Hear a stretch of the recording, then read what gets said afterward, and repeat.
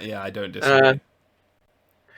So this takes us to fighter. Yeah, strap And in because this is going to be a long one.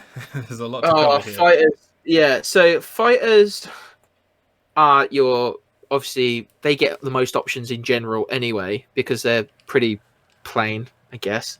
But so you get more fighting styles now. At level 1, you can in the optional class features you've got the fighting style blind fighting. So for all your Toph Bay Fong fans from Avatar: The Last Airbender, you finally get to fight as a blind person. You have blind sight within range of 10 feet. Within that range, you can effectively see anything that isn't behind total cover, even if you're blinded or in darkness. Moreover, you can see an invisible creature within this range unless the creature successfully hides from you. So, I can sense you. I am Daredevil. Is going on there, Yeah, and then within 10 feet, that yeah, automatically makes you useless in a lot of situations. If you're ambushed by people that are more than 10 feet away, that's going to make you useless. I don't like it. I would never use it. I can see why some people would like the flavor of playing Daredevil, but even Daredevil can see out further than 10 feet. yeah. You've got interception. When a creature you can see hits a target other than you within 5 feet of you with an attack, you can use your reaction to reduce the damage the target takes by 1d10 plus prof. You must be wielding a shield or a simple or martial weapon to use this reaction. Okay, cool. You can block for someone. Um, Superior technique, you learn one maneuver. Why do they always make it so you learn a Battlemaster feature? If nobody's taking Battlemaster, stop letting them take it in other ways. Um, Yeah, I requires really you. don't think Battlemaster should be its own class. I think the Battlemaster feats should be options for fighter as a whole rather than its own Yeah. subclass. So you get to take a Battlemaster archetype. You gain one superiority die and then this dice fuels your maneuvers. It's spended when you use it, and it comes back when you finish a short or long rest. Thrown weapon fighting, you can draw a weapon that has the thrown property as part of an attack you make with the weapon. So instead of having to go and pick it up and stuff, you can just batarang people, I guess. Mm-hmm. And then unarmed fighting, your unarmed strikes can deal bludgeoning damage equal to 1d6 plus strength on a hit. If you aren't wearing any weapons or a shield, when you make an attack roll, the d6 becomes a d8.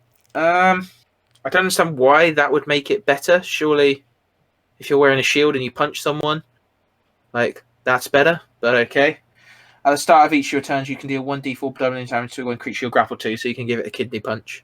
Yeah, That's okay. I can't see what difference a shield would make. A shield's only one hand anyway, and if it did allow you to have a shield, you you, you could have been Captain America. Yeah, well, that's what I'm thinking. Like a Yeah, shield you would do can't. more damage, Yeah, wouldn't it? Like because it's made of wood or metal. So yeah, I don't understand. But as uh, as someone who used to do martial arts and a bit of boxing, like it's kind of cool that they've added like and more ways to do an arm fighting that isn't just monks. Because yeah, sometimes I the do monk like unarmed version, fighting. I did play a yeah, paladin that got involved in kind of like an underground fighting ring one time, and he got a taste for beating people with his fists. So this would have been very useful for that paladin. yeah. So you've got martial versatility, which is a 4th level fighter feature. Whenever you reach a level in a subclass that grants an ASI feature, you can do one of the following: replace a fighting style, or replace a maneuver that you know, which is pretty cool. You've got new maneuvers. You've got ambush, when you've got which is basically you can make a stealth check and add the superiority die. Bait and switch. You can expend one superior die and switch places with a creature, provided you're within 5 feet. Rather until the start of your next turn, you or the other creature of your choice gains the AC on the number. Brace, which is make one attack against a creature using this. When a creature you can see moves within reach, you have with a melee weapon you're wielding, you can use your reaction to expend one superior die and make one attack against the creature. It's a So you lot. basically get There's a lot of these maneuvers, and I really like that. There's a lot yeah, of them. commanding presence. You get to intimidate, perform, or charisma check, and add your spirit dice to it. Grappling strike. You can grapple. Quick toss. As a bonus action, you can spend one superior die and make a ranged attack with a weapon that has the throwing property. And tactical assessment, you can make an intelligence, investigation, intelligence history, or intelligence or wisdom insight, and add the thing. Those are a lot of like auxiliary, like what are they called when they're utility? That's the word I'm looking for. There are a lot of utility stuff, like looking over the battlefield, hiding, like not just I'm going to hit you now. They're things like go over there. I'm going to use my thing to see tactical assessment ability to see where their weak points are and stuff. The only thing I'm disappointed in is the quick toss doesn't allow you to toss dwarves. No one tosses a dwarf. And then we've got the 2 martial archetypes in this, which are not Psi Elf. There's a Psi Elf warrior, but Psi warrior and an orc, a rune knight. Sorry, I'm reading the pictures for some reason because I'm an idiot. So I'm not sure how I feel about the Psi warrior because I feel as if psionics have had a really bad rap in 5th edition in general. Like psionics have just not worked. They released all those psionic conhouses. They didn't work. The mystic was a fucking nightmare. So yeah. Tasha says, brains over brawn, mind over matter. These canny warriors rightly answer, why not both? It's a good point. Like, not both. So basically psionics have like telekinetic powers and can use them, or mind powers that to help them. So at 3rd level you get psionic power, which you can use. For the love of God, don't read that whole block of text out. That's so long. yeah. So there's you get a psionic energy dice, which are d6. You have a number of these dice equal to twice your proficiency bonus, and they're basically like fuel. You can expend or add them depending on what the thing says. And when you reach certain levels in this class, the size of your psionic energy dice increases, so it becomes a D8, a D10, and a D12. So what can you do with them? You have to look at the powers description. So you've got protective field. You can basically do the X-Men thing of like, nope, stop. When you or another creature you can see within 30 feet of you takes damage, you can use your action to expend 1 psionic energy die, roll the dice, and reduce the damage taken by a number plus your intelligence modifier. So this is a fighter you're going to have to level intelligence into. You cannot dump intelligence on this guy because all his things rely on intelligence, which makes sense. Psionic strike, you can propel your weapons with psionic force. Once on each of your turns, immediately after you hit a target within 30 feet of you with an attack and deal psionic damage to it with a weapon, you can expend 1 psionic die, rolling it and dealing force damage equal to the number plus intelligence. And then telekinetic movement. You can move an object or create a creature with your mind as an action. Target 1 loose object that is large or smaller, or 1 willing creature other than yourself. If you can see the target and it's within 30 feet of you, you can move it 30 feet. Either way, you can move target horizontally, vertically, or both. Once you take this action, you can't do so again until you finish a short or long rest. Sounds unless cool. you expend a psionic energy die to take it again. Yeah, I like it. I could see myself playing this class. The main issue I have with it is when you have a huge wall of text like this just for one feature, it's incredibly off-putting. I'll be honest, I haven't read this subclass, because every time I get to this page, I'm like, do I really need to read that entire feature? And I've read it, and it is a bit of a ball ache. You are going to have players that will have to stop and read that every time their turn comes around, which is an issue on the part of the player. They should really understand the class when they take this thing. But it's just far too long. It's just too many damn words for any man to understand. Is this the problem with psionics though? Because all psionics are like this. Every single psionic subclass. Yeah, the mystic was kind of like that. It's like 5 pages long for a class. It was like, what the fuck? Like, at the 7th level, you get Telekinetic Adept, which gives you more psionic power. So you get Psi-Powered Leap and Telekinetic Thrust. At 10th level, you get Guarded Mind. The psionic energy flowing through you has bolstered your mind. You have resistance to psychic damage. Moreover, if you start your turn charmed or frightened, you can spend a psionic energy die and end every effect on yourself, subjecting you to those conditions. This is so you can just clear your mind. Grey subclass, isn't it? Yeah. My thing is it just another resource to manage with the bloody dice? I'm they're like, fucking hell. More to manage. If you're a Battlemaster, you're going to have to do that anyway, aren't you? Yeah, true. And Bards like, are going to do that with their things, with their inspiration. yeah, I guess. And you're not really going to have many resources as a fighter anyway to manage, other than No, action surge. and ammo, like for arrows, I guess. Yeah. Bulwark of Force at 15th level. You can shield yourself and others with Telekinetic Force. As a bonus action, you can choose creatures that include you, that you can see within 30 feet of you, up to a number of creatures equal to your intelligence modifier. Each of the chosen creatures is protected by a half cover for 1 minute. That's pretty good. Once you take this bonus action, you can't do so again until you finish the long rest, or unless you expend a sonic energy die to take it again. So, also, quick note on wording here. Like, you have to sacrifice a... By the sound of the wording, it says, unless you expend a sonic energy die to take it again. You have to specifically give up a sonic energy die to do this again. It's not when, like with the other ones, where you can use a spell of a certain level and then you can use it after that. It's like, no, to do this, you need to get rid of one of your dice and then you can do it again. Like, there's no like benefit to it apart from the recasting of it. So do be aware of that. Telekinetic Master at 18th level is the capstone. Your ability to move creatures and objects with your mind is matched by few. You can cast a telekinesis spell requiring no components, and your spellcaster ability for it is intelligence. On each of your turns, while you concentrate on the spell, including the turn when you cast it, you can make one attack with a weapon as a bonus action. Once you cast this spell with this feature, you can't do so again until you finish a long rest, unless you expend a sonic energy die to cast it again. So yeah, you can just literally hold someone there and go, "Whee!" Like, I'm just thinking. Usually, the biggest issue with the fighter as a class is by the time you get to level 20, everybody's just outperforming you. But I feel like this fighter scales incredibly well. You know, once you get to a point where you can do that telekinesis, you know, once you've got all of the features and ASIs that you've got as you, what is it, every other level you get an ASI?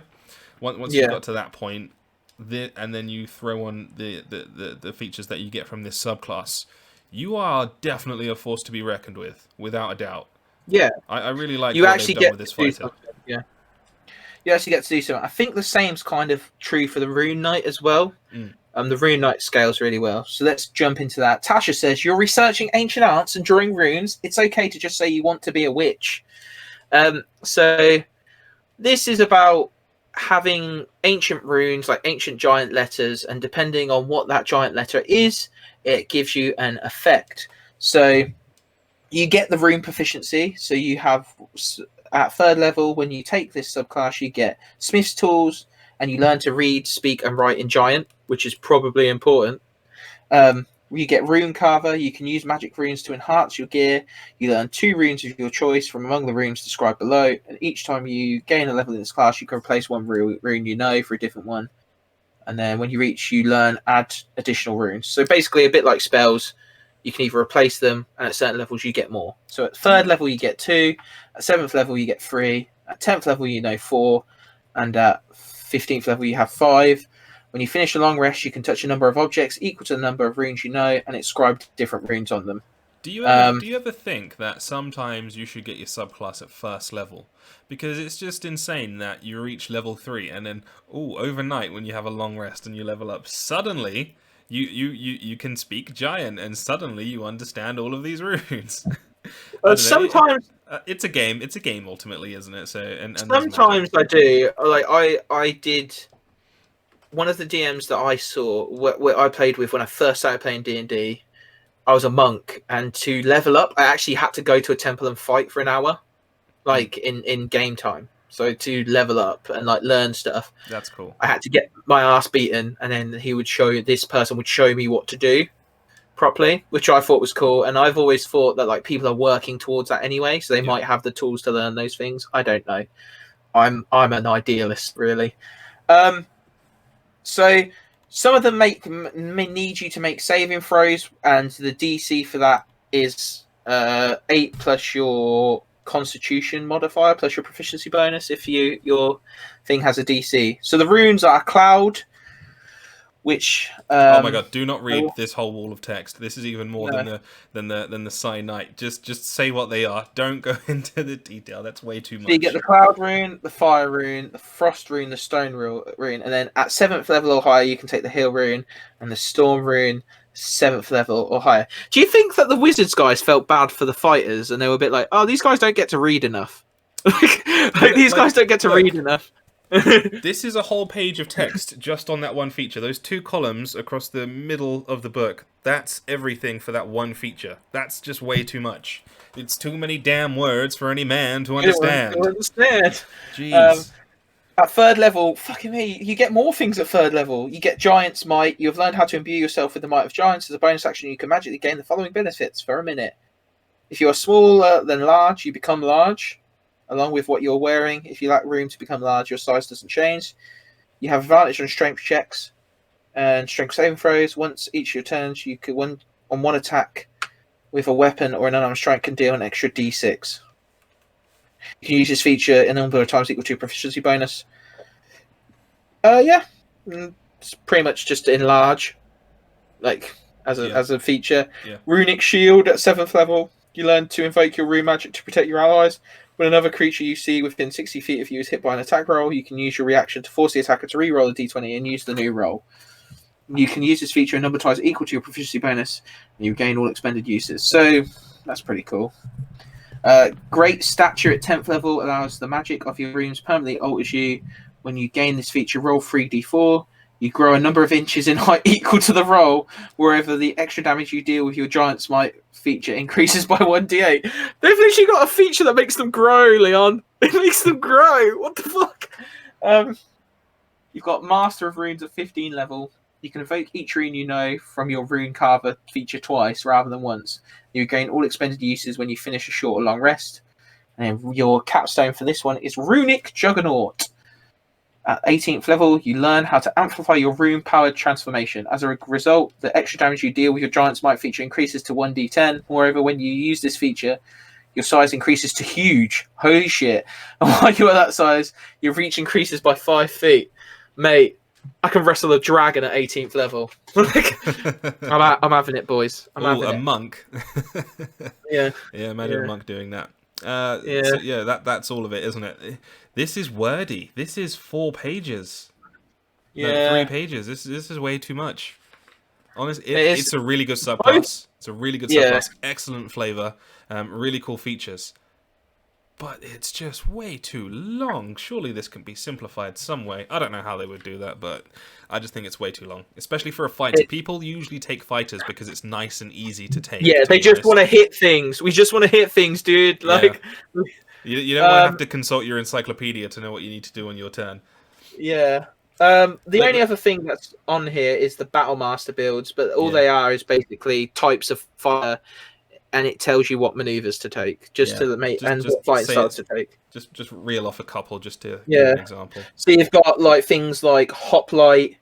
You like the word hoplite at the minute on your things in Feros. And the best way to find out why I like hoplites is to go and watch what happened in Feros. Shot trooper, pugilist. Like, they're just types of fighter. It's how to build certain types of fighter as a Battlemaster. That's it. I'm not entirely sure this was necessary, to be honest. There's plenty of websites that give you ideas on builds for all classes, really. I'm not entirely sure how useful or necessary. I think it's more about the fact that a few people like don't know how to make a certain type of fighter. And I do think it's not unnecessary, but could they not have just went, this is how we would do it. Pick a core weapon. Think of the fighting style that best matches that weapon. Like, give like an ingredient list rather than here's 10 of these or however many there are of these that you should know. Like, if you want to make a brawler, you're gonna have to take unarmed fighting, dude. Like, that's it. It's strange. The fighter bit, I'm actually a bit torn on the fighter bit because both classes are pretty cool. But like you say, it's so fucking much. Like, why the fuck have I got like warlock level text to hit things with a sword? you know, or an Yeah. axe. I would definitely, if I had a newbie at my table, I would definitely try and veer them. I wouldn't even tell them that this book, Tasha's Cauldron of Everything, exists. I try to steer them towards a more simple, easier to learn PHB fighter, Yeah. rather than So, giving them 3 pages of fucking one feature. so if we're saying that like 2 is like 1, 1 thumbs down is like 2, would nothing be like 0? No, that's going to be Would 3. that be 3? That's neutral. Yeah, that's 3. 3? Yeah, I'm pretty neutral on this. Like, I'm pretty. Maybe give it the whole thing 1 thumbs up. Give Psy Warrior 1 thumbs up, and give Rune Knight 1 thumbs up, because they're really cool. But there's so much that you have to know. Yeah, I'm just a bit like, these are not novice classes at all. You got to be an experienced player to run this. Yeah, you've got to be an experienced player, and everybody's gonna be like, "Well, Tasha's is for experienced players." I'm like, "No, dickhead. Like, you're always gonna have at least 1 newbie. Be like considerate." Like, that's why people don't want to play the game at the minute, because people are like, "Well, this is for experienced people." Oh, I'm gonna need to buy 10 books to make a character. Yeah, but I'm with you. Yeah. I'm gonna give it a neutral. I'm gonna go neutral as well then, because like, it's cool, but there's just too much.